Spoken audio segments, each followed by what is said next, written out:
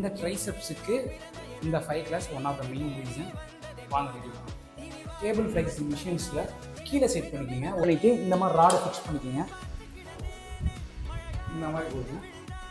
So ஸ்லோவாக விட்டு நல்லா மேலே ஃபுல்லாக புஷ் பண்ணுவேன். ஃபுல்லாக மேலே போகணும். கேபிள் புஷ்டம் ஃபிக்ஸ் பண்ணிவிட்டு கீழே வர சொல்ல வைடாக ஓப்பன் பண்ணணும். மேலே போக சொல்லி ஸ்லோவாக போகணும். பெஞ்சை இந்த மாதிரி ஆங்கிளில் செட் பண்ணிக்கோங்க. ஸ்கல் ப்ரெஷர் போட போகிறோம்.